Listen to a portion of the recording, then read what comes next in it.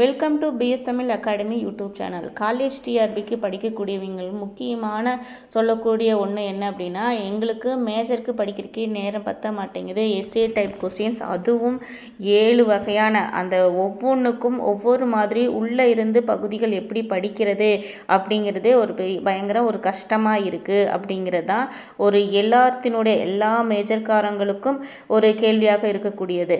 So maximum அந்த 1 மார்க்கில் அதிகமான மார்க்கை எடுத்துடணும் அப்படிங்கிற ஒரு எண்ணமும், அதே சமயத்தில் இந்த எஸ்ஏ கொஸ்டின்ஸில் மேக்ஸிமம் எல்லாத்துக்கும் ஒரு 20 அப்படிங்கிறது, ஒரு 20 25 அப்படிங்கிறது வந்துடும். அதுக்கு மேலே நம்ம கொண்டு போய்க்கணும் அப்படிங்கிறதும் ஒரு முக்கியமான ஒரு எண்ணமாக இருக்குது. இதுக்கு நம்ம எப்படி பார்த்துக்கிட்டோம் அப்படின்னா, ஒரு 6 தலைப்புகள் அந்த கரண்ட் அஃபேர்ஸோடு சேர்த்து பிரித்து பார்த்தோம் அப்படின்னா ஒரு 7 தலைப்புகள் வருது. அந்த 7 தலைப்புகளில் ஒரு 4 தலைப்புகள், அந்த 4 தலைப்புகளில் இருந்து எந்த கேள்விகள் கேட்டாலும் நம்மளால் எழுத முடியும் அப்படிங்கிற ஒரு எண்ணத்தோடு உள்ளே போகணும். முக்கியமாக உள்ளே போகிறோம் அப்படின்னா மேக்சிமம் அந்த 4 தலைப்புகளில் அந்த சுற்றுச்சூழல் இருக்குது அப்படிங்கிறது அது எல்லாரும் எடுக்கக்கூடிய ஒரு பகுதிகளாக இருக்கும். அதே மாதிரி இந்திய அரசியல் அமைப்பு திட்டத்துக்குள்ளே உள்ளே போய்கிட்டோம் அப்படின்னா ஒவ்வொன்றுமே மாநில அரசு, மத்திய அரசு, கடமைகள், உரிமைகள், ஒவ்வொன்றுமே உள் பிரிவுகள் நிறையா இருக்குது. ஸோ அதில் குறிப்பிட்ட ஒரு சில கேள்விகள் கேட்கலாம், இல்லை மொத்தமாகவும் ஒரு கேள்விகள் கேட்கலாம். இது முதல் முறையாக எழுத போகிறோம் அப்படிங்கிற பொழுது அந்த கேள்விகள் எப்படிப்பட்டதாக இருக்கலாம் அப்படின்னா கொஞ்சம் ஜென்ரலாக இருக்கலாம் அப்படிங்கிற ஒரு எதிர்பார்ப்பு இருக்குது. அப்போது ஒவ்வொன்றுக்கும் உண்டான பேசிக்ஸ் என்ன அப்படிங்கிறத பார்த்தாலே நம்மளுடைய தெரியாத கேள்விகளுக்கும் உள்ளே இருந்து ஆழமாக கேள்விகள் கேட்டிருந்தாலும் நம்மளால எழுத முடியும் அப்படிங்கிற ஒரு எண்ணத்தோட போகலாம். அப்படி தான் நம்ம இப்போது இந்திய விண்வெளி திட்டம் அப்படிங்கிறது என்ன அப்படிங்கிறதும், அதில் என்னென்ன செயல்பட்டிருக்கு அப்படிங்கிறதையும், அதில் யார் கொடுத்தாங்க அப்படின்னா எழுதலாம் அப்படிங்கிறதையும் இப்போ நம்ம தொடர்ந்து ஒரு 3 வீடியோவாக கொடுத்துருக்கோம். ஸோ இதனுடைய தொடர்ச்சியும் இனி வரக்கூடிய வீடியோக்களில் இது போன்ற பல தலைப்புகளில் நம்மளுடைய வீடியோக்கள் பார்க்கலாம். இந்திய விண்வெளி திட்டம் அப்படிங்கிறது பார்த்தோம். அதில் பார்த்த பொழுது சந்திராயனை பற்றியும் மங்கள்யானை பற்றியும் இன்னும் ப்ரீஃபாக என்ன தெரிஞ்சுக்கலாம் அப்படிங்கிறதையும் சொல்லியிருந்தேன். அடுத்தது விண்வெளி திட்டத்தில் முக்கிய பங்கு வகிக்கக்கூடியவர்களில் அப்துல் கலாம், மயில்சாமி அண்ணாதுரை, சிவன் இவர்களை பற்றி கேள்விகள் கேட்டாங்க அப்படின்னா ஸோ அதுக்குண்டான நோட்ஸும் பார்க்கலாம் அப்படின்னு சொல்லியிருந்தேன். ஸோ இப்போது அந்த சந்திராயன் 1 2 3 4 இந்த 4க்குண்டான கருத்துக்களையும் மங்கள்யான் அப்புறம் அப்துல் கலாம் இவங்களெல்லாம் பற்றி பார்க்கலாம். இப்போது சந்திராயன் அப்படிங்கிறது இந்திய விண்வெளி ஆராய்ச்சியினுடைய மிகப்பெரிய சாதனை அப்படிங்கிறது முதல்லையே பார்த்துட்டோம்.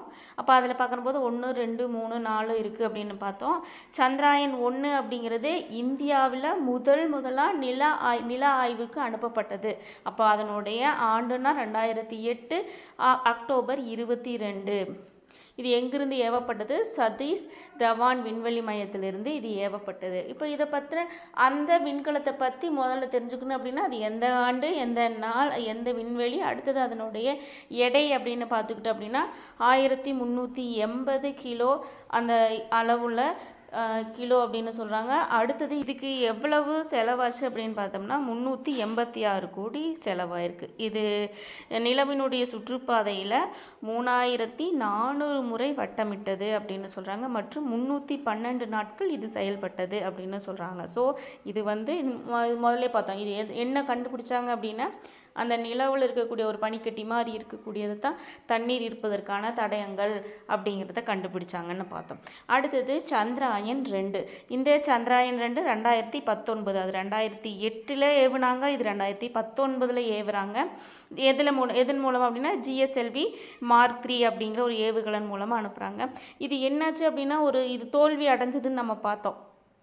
இந்த தோல்வி அடைஞ்சதுக்கு அப்புறம்தான் இதை மேம்படுத்துறதுக்காக உருவாக்கப்பட்டது தான் மறுபடியும் உண்டான சந்திராயன் 3 அப்படிங்கிறது பார்த்தோம். அதனுடைய முயற்சி திருத்தம் அப்படின்னு சொல்கிறாங்க. இது எப்போ கொண்டு போனாங்க அப்படின்னா 2023 ஆகஸ்ட் 23 கொண்டு போனாங்க. இதை இப்படி இறக்குனது தான் சொல்கிறாங்க, நிலவில் தரையிறக்கிறதுல ஒரு 4வது நாடாக இந்தியா இருந்திருக்கு. அப்போ எதில் இந்தியா 4வது இடமாக இருக்குது அப்படின்னு பார்த்துக்கிட்டோம்னா சந்திராயன் 3ல் தான் அந்த பதவியை பெறுது அப்படின்னு சொல்லலாம். அடுத்தது சந்திராயன் 4 அப்படிங்கிற பொழுது அதற்குண்டான திட்டங்கள் இப்போ தீட்டிட்டு இருக்காங்க அப்படிங்கிறத பார்த்தோம். எதன் மூலமாக எந்த நாடோடு இணைந்து செயல்படுறாங்க அப்படின்னா ஜப்பான் விண்வெளி நிறுவனத்தோடு இணைந்து செயல்படுறாங்க அப்படிங்கிறதையும் நம்ம பார்த்தோம். இதுதான் இப்போ சந்திராயன் அப்படிங்கிறது ஒரு கொஞ்சம் போன இதை விட கொஞ்சம் விளக்கமாக கொடுத்தாச்சு. அடுத்தது மங்கள்யான் 1, 2 இருக்குது. அது என்ன அப்படின்னா செவ்வாய் கிரக ஆராய்ச்சி திட்டங்கள். இப்போ அந்த மங்கள்யான் 1 அப்படிங்கிறது இந்தியாவின் முதல் செவ்வாய் கிரக விண்வெளி முயற்சி அப்படின்னு சொல்லலாம். இது எப்போ அனுப்புனாங்க அப்படின்னு பார்த்துக்கிட்டோம்னா ஸ்ரீஹரிகோட்டாவில் இருந்து 2014 செப்டம்பர் 24 அனுப்பியிருக்காங்க அப்படிங்கிறத பார்த்தோம். இது வேணால் புதுசு. இந்தியாவின் முதல் கோளிடை திட்டமாக இருக்குது அப்படின்னு சொல்கிறாங்க. இது 450 கோடி செலவு செஞ்சு உருவாக்கப்பட்டது அப்படின்னு சொல்கிறாங்க. இதனுடைய செயல்பாடுகள் 6 மாதங்கள் வரைக்கும் இருக்கலான்னு பார்த்தா, ஆனால் அதனுடைய செயல்பாடுகள் 8 ஆண்டுகள் வரைக்கும் அது பணி செய்தது. அனுப்பப்பட்ட அந்த விண்கலத்தினுடைய பணி நிறையா இருந்துச்சு அப்படின்னு சொல்கிறாங்க. அடுத்தது மங்கள்யான் 2 அதனுடைய தொடர்ச்சி அப்படின்னு சொல்கிறாங்க. இது நம்ம பார்த்த பிரதமர் மோடியினுடைய ஒப்புதலுக்காக செயல்பட்டது அப்படின்னு சொல்லிட்டு இருந்தாங்க. ஸோ இதனுடைய ஒரு சில கருத்துக்கள் தான் அதில் கொடுத்துருக்கோம். அடுத்தது அப்துல் கலாம் பற்றி பார்க்கலாம்.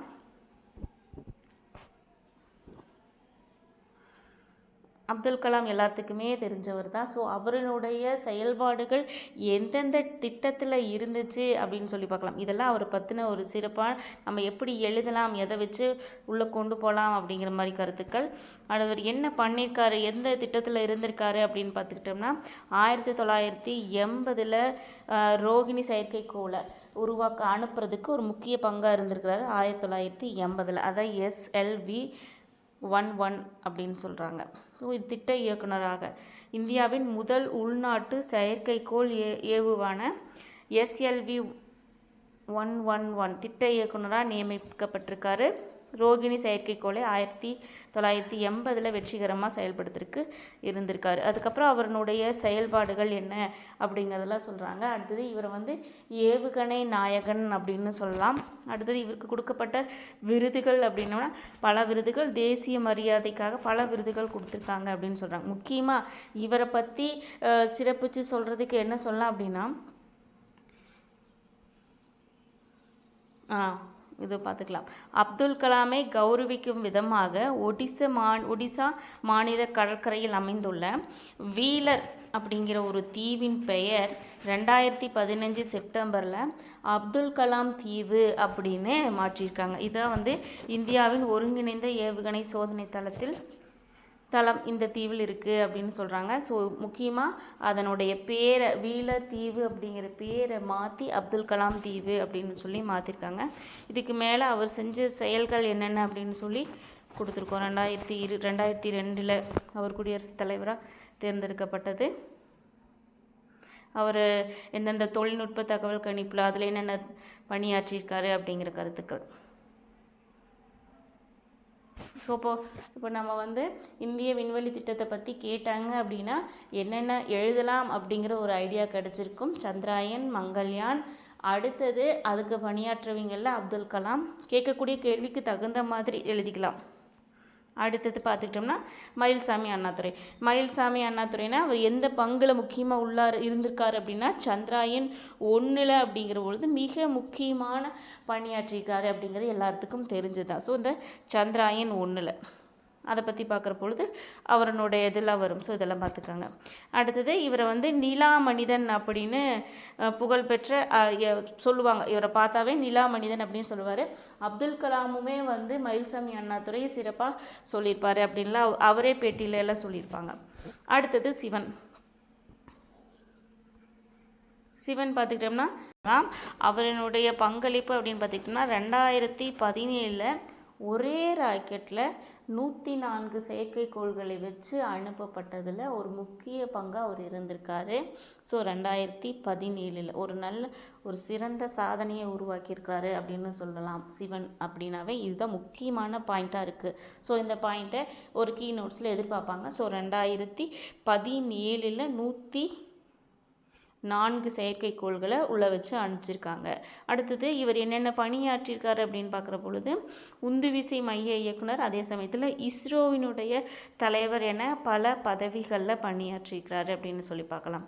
ஸோ சிவன் அப்படின்னா இது ஒரு முக்கியமான பாயிண்ட். 1982 உள்ளே போயிருக்காரு. இதில் அடுத்தது பார்த்தோம் மயில்சாமி அண்ணாதுரை, அப்துல் கலாம், அடுத்தது மங்கள்யான். இதெல்லாமே முதல்ல பார்த்துருக்கோம். இதுலேயும் இன்னும் கொஞ்சம் இதில் விரிவாக பார்த்துருக்கோம். இதை வச்சு நம்ம ஒரு இந்திய விண்வெளி திட்டம் அப்படின்னு ஒரு கேள்விகள் வந்துச்சு அப்படின்னா இதில் இருக்கக்கூடிய பாயிண்ட்ஸ், அதே சமயத்தில் இந்த பாயிண்ட் சொல்கிற போது அந்த இயரும் உள்ளே கோட் பண்ணோம் அப்படின்னா உள்ள நமக்கு இந்திய விண்வெளி பற்றி தெரிஞ்சிருக்கு அப்படிங்கிறது அவங்களுக்கு தெரியும். மேஜரே படிச்சுட்ருக்கிறோம், இது படிக்கிறதுக்கு நேரம் இல்லை, ஸோ எப்படி கேள்வி கேட்டால் நம்மளால் ஆன்சர் கொண்டு போக முடியும் அப்படிங்கிறதுக்காக இந்த மாதிரி கொடுத்துருக்கு.